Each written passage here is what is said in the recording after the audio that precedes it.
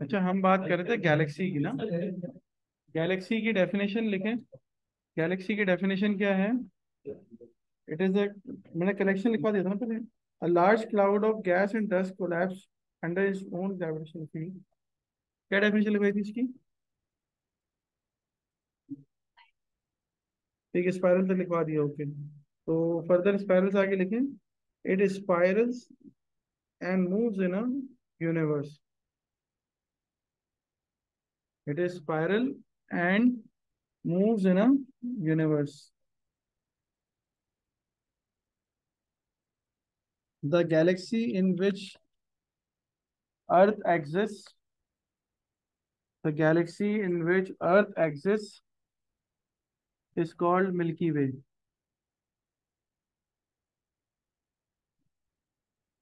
The galaxy in which Earth exists is called Milky Way.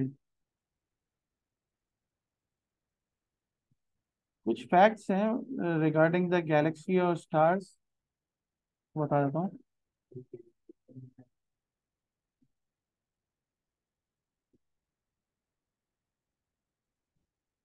देखो, when you see any star, एक बात बड़ी important है, वो नोट करिएगा। When you see any star और any galaxy, you actually see the history of it, the past of it. When you see any star or any galaxy, you actually see the past time of it, because it moves in the form of light years. So actually, when you see it, it is not there. It must be somewhere else. But as due to time delay, you are watching it right now. This is a fact. क्योंकि ज़ाहिर है, for example 2 billion light years का अगर distance travel कर रहा है star, तो आपको 2 बिलियन ईयर्स के बाद दिखेगा ना वो। हाँ ना, टाइम ट्रेवल होगा, आपको पुराना पुराना दिखेगा। पास्ट गुजरने के बाद तो देख ही सकते हो ना भाई, पास्ट आप पास्ट में हो, वो तो आपका फ्यूचर देख लेगा। अगर आप पास्ट में तो वो फ्यूचर में है ना।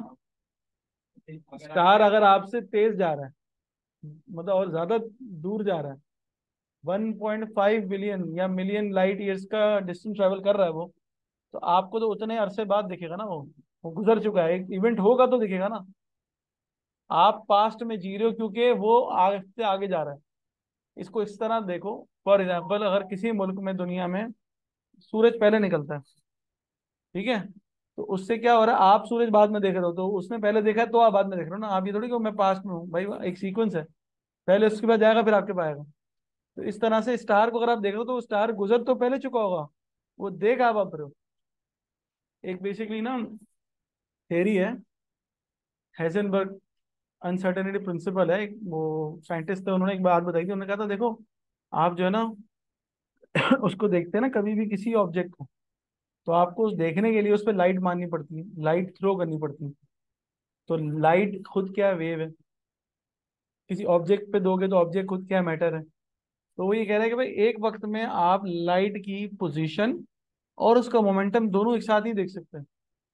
क्योंकि जब आप उसको देखने की कोशिश करोगे तो आप उस पर लाइट थ्रो करोगे। लाइट के होते हैं फोटॉन्स, लाइट की एनर्जी होती है। जब वो एनर्जी दोगे तो इंटेंसिटी की वजह से वो खुद मूव कर जाएगा। इतना छोटा तो पार्टिकल होगा। माइक्रोस्कोपिक पार्टिकल को अगर देखना चाहोगे, उसने माइक्रोस्कोपिक पार्टिकल के बारे में बताया था कि बहुत छोटे पार्टिकल जो होते हैं ना, जैसे वो आपके इलेक्ट्रॉन प्रोटॉन सब एटॉमिक पार्टिकल, तो आपको जब भी देखोगे ना, आप उसको गलत जगह पे देखोगे। क्योंकि देखने के लिए आप उस पर लाइट दोगे, लाइट से ही देख पाओगे ना, आंखों पे लाइट आती है तो दिखता है ना।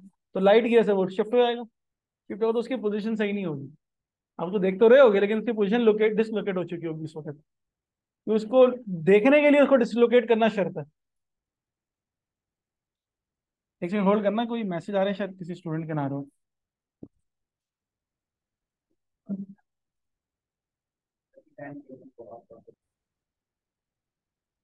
तो गैलेक्सी के बारे में, कि गैलेक्सी का फैक्ट ये है कि जब स्टार और गैलेक्सी को देखते हैं ना, तो एक्चुअली आप उसको पास्ट में देख रहे होते हैं। इसकी वजह ये है कि ज़ाहिर है वो इतना आपसे दूर है और ट्रैवलिंग टाइम उनका इतना हाई है कि वो light years, millions of light years में ट्रैवल कर रहे होते हैं डिस्टेंसेस। तो जब आपको दिखते हैं तो वो बेसिकली काफ़ी ईयर्स पहले, लाइट ईयर्स पहले गुजर चुके होते हैं वहाँ से। आपको बाद में दिखते हैं ना, कोई देर से दिखता है। जैसे अगर आप देखें, इसके कुछ एग्जांपल्स मैं बताऊं। कोई प्लेन गुजर रहा होता है, तो आपको सबसे पहले क्या सुनाई देती है उसकी आवाज या लाइट, वो चीज दिखती है, पहले चीज दिखती है फिर आवाज।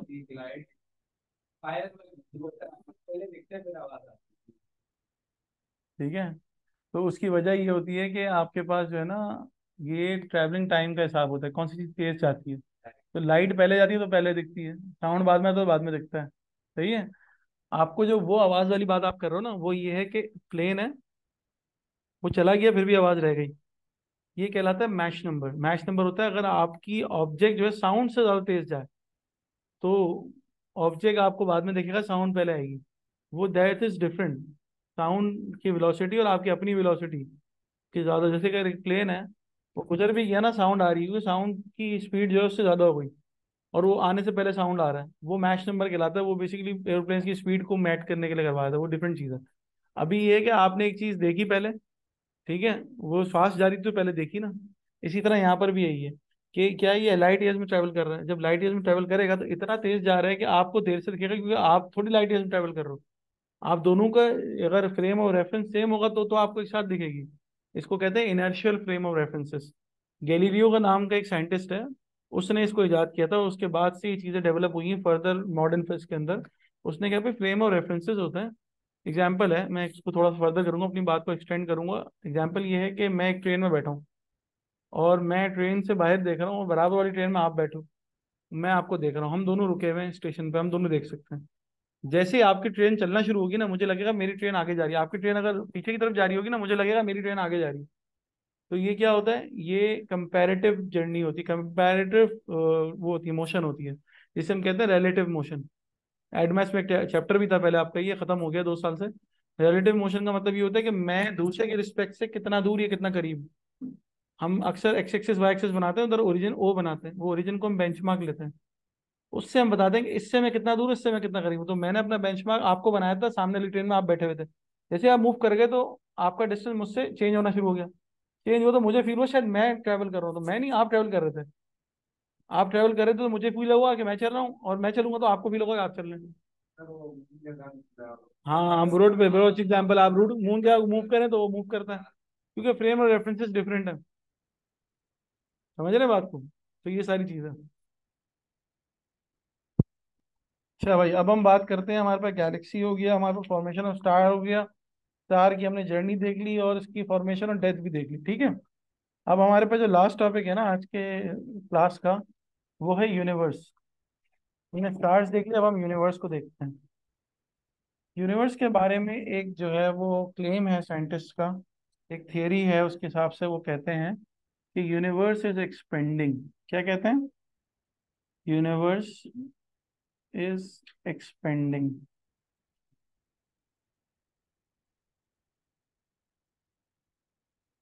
एक्सपेंडिंग मतलब कि बढ़ती जा रही है, बढ़ती जा रही है। ठीक है। ये एक्सपेंड हो रही है, और एक्सपेंड होते होते क्या हो रही है, रेड शिफ्ट का कॉन्सेप्ट आता है इसमें। एक रेड शिफ्ट, आपका कलर शिफ्ट होता है, हर ऑब्जेक्ट का कलर चेंज होता रहता है, रेड शिफ्ट आता रहता है उसके अंदर ना। तो उससे हो क्या रहा है कि ये करते करते करते इतनी एनर्जी हो जाती है कि वो एनर्जी ब्लास्ट करती है। ये कॉन्सेप्ट है बिग बैंग थ्योरी का। बिग बैंग थ्योरी साइंटिस्ट का एक कॉन्सेप्ट है, खैर इस्लामिकली तो हमें नहीं मानना चाहिए, क्योंकि हमें हर चीज़ का पता अल्लाह ताला ने बनाई है। बिग बैंग थ्योरी समझने के अंदाज से बताऊंगा कि ये कहते हैं कि एक इवेंट हुआ था, इसमें हाँ एग्जैक्टली एक बूम हुआ था, जिसकी रिजल्ट में जो है वो ये पूरी कायनात, पूरी यूनिवर्स बनी है। अर्थ नहीं, पूरी यूनिवर्स बनी है भाई।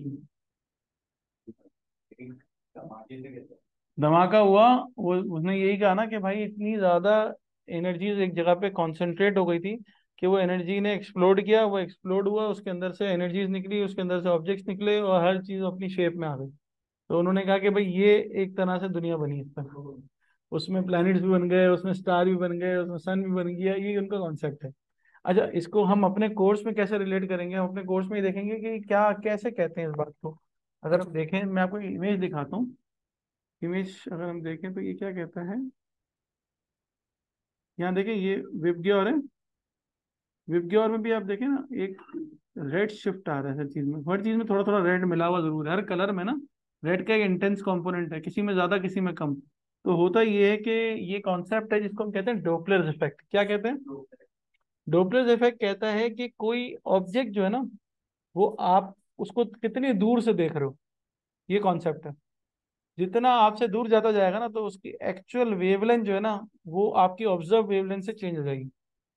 जैसे एक ऑब्जेक्ट है, उसकी एक्चुअल वेवलेंथ है 7000 नैनोमीटर। ठीक है। अब मैं उसको अगर और दूर ले जाऊं, या मैं दूर चले जाऊं उसको दूर कर दूं, तो वो वेवलेंथ चेंज होना शुरू हो जाएगी मेरे रिस्पेक्ट से। तो मुझे उसका कलर चेंज होता हुआ दिखेगा। जैसे सन की बात करते हैं, सन सूरज गुरूब होता है तो हमसे दूर जाना शुरू हो जाता है ना, तो अपना कलर चेंज करता है। सुबह सुबह अलग कलर होता है, फिर वो जब पीक पे आता है तो बिल्कुल शार्प हो जाता है कलर। फिर जब वो गुरूब होना शुरू होता है, फिर कलर डिम हो जाता है। तो ये क्या है? रेड शिफ्ट्स हैं, ये कलर के शिफ्ट्स हैं। कलर के शिफ्ट डिस्टेंस और एनर्जी टेम्परेचर की वजह से चेंज होते हैं। ऑब्जेक्ट का टेम्परेचर जितना हाई होगा उतना कलर चेंज होगा, उसका हाईएस्ट साइड पे जाएगा। और वो जितना दूर जाएगा, इसकी एग्जांपल है, अगर मैं देखूं, जैसे इसका साउंड का इफेक्ट देखते हैं। एक एम्बुलेंस से मेरे करीब आ रही है, तो उसका जो सायरन बज रहा है, हूटर बज रहा है, वो मुझे ज़्यादा तेज सुनाई दे रहा है। मुझसे दूर जाएगी तो वो कम सुनाई देगा।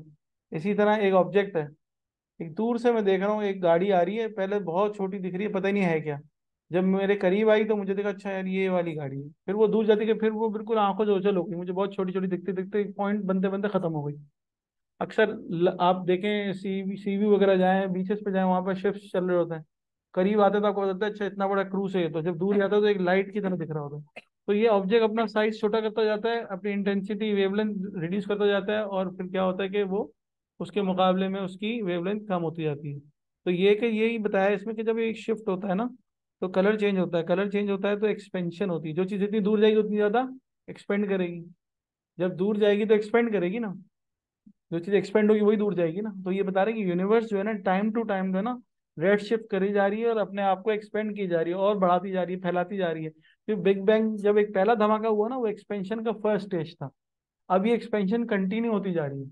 किस रेट पे कंटिन्यू जा रही है, ये रेट अभी हमारे पास एक्चुअल नहीं है, इसका एक प्रपोज आइडिया है, लेकिन जाहिर है वो आपको कोई फायदेमंद नहीं है आपके लिए। आपके लिए जो जरूरी चीज ये है ना, वो ये बताऊं, ये मिल्की वे की अगर हम बात करते हैं, अभी इस एक्सपेंशन की वजह से हमने क्या आइडिया लगाया।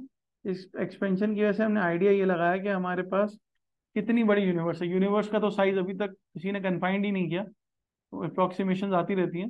लेकिन अगर हम मिल्की वे की बात करें ना, तो मिल्की वे जो है, उसका इन्होंने रेडियस निकाला है साइंटिस्ट ने, ये है अबाउट 1 मिलियन लाइट ईयर के बराबर डाया है। मिल्की वे का डाया कितना है? 1 मिलियन ऑफ लाइट ईयर। तो इतना डाया अभी तक निकाल चुकी है। अब ये फैल रहा है, ये फर्दर और बढ़ता जाएगा, क्योंकि ये बता रहे हैं कि यूनिवर्स आपकी एक्सपेंड हो रही है ना। कलर में रेड शिफ्ट आते जा रहे हैं, हर चीज एक्सपेंड हो रही है, तो उसका कलर भी चेंज होता जा रहा है। ठीक है। ये सारा शिफ्ट स्टार्स में भी आ रहा है। आप जितने स्टार्स आपके दूर जाते जाएंगे उतना उनका कलर चेंज होता जाएगा। तो this is the concept behind the expansion of the universe. Right? यहाँ तक क्लियर है? मेरे ख्याल से फिर आज इतना ही रखते हैं, इसको एब्जॉर्ब करें। अच्छा, एक छोटा सा कॉन्सेप्ट है सोलर सिस्टम का, वो मैं इंशाल्लाह नेक्स्ट क्लास में क्लास रख पाऊँ तो क्लास रखूंगा, वरना मैं एक रिकॉर्डिंग बना के दे दूंगा। तो सुन लेना, कोई प्रॉब्लम हो तो मुझसे फिर क्वेरीज पूछ लेना। ठीक है। तो यहाँ तक आपका ये कोर्स का ऑलमोस्ट फिनिश होता है। हम फिर इंशाल्लाह नेक्स्ट क्लास हमारी होगी 29 को और 30 को। तो उसमें हम पूरे कोर्स का रिवीजन देखेंगे। कोर्स पूरा तो नहीं, लेकिन मोस्टली बड़े बड़े टॉपिक्स का रिवीजन देखेंगे। ठीक है। Thank you. अल्लाह हाफिज़।